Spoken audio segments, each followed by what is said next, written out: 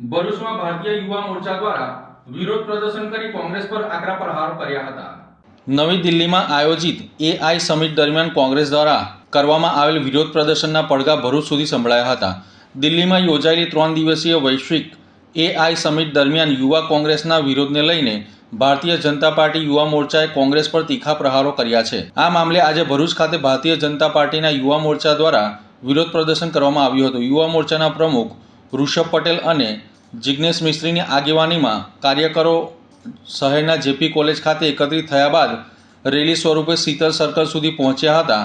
ત્યાં કોંગ્રેસ વિરોધી સૂત્રોચ્ચારો સાથે ઉગ્ર વિરોધ નોંધવામાં આવ્યો હતો। પ્રદર્શન દરમિયાન કાર્યકરો દ્વારા રાહુલ ગાંધી અને ભારતીય રાષ્ટ્રીય કોંગ્રેસના પુતળાનું દહન કરવાના પ્રયાસો કરવામાં આવ્યા હતા। જો કે સ્થળ પર હાજર પોલીસે તેમને રોકતા થોડીવાર માટે પોલીસ અને કાર્યકરો વચ્ચે ખેંચતાના દ્રશ્યો સર્જાયા હતા।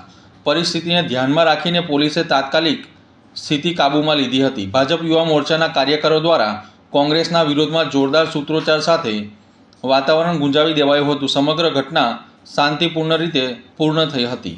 ભારત મંડપમ દિલ્હી ખાતે આયોજિત એઆઈ સમિટમાં જ્યારે વિશ્વના 100 દેશના પ્રતિનિધિઓ ભાગ લઈ રહ્યા છે, સાથે સાથે એઆઈની જનક કંપની એવી ઓપન એઆઈ એના સ્થાપક સેમ ઓલ્ટમેન બી જ્યારે ભારત દેશમાં આવ્યા છે અને ભારત દેશમાં રહેલી પ્રતિભાને જોઈને તેઓએ દેશમાં એઆઈ ક્ષેત્રે ખૂબ મોટું રોકાણ કરવાની જાહેરાતો કરી છે અને તૈયારીઓ દર્શાવી છે।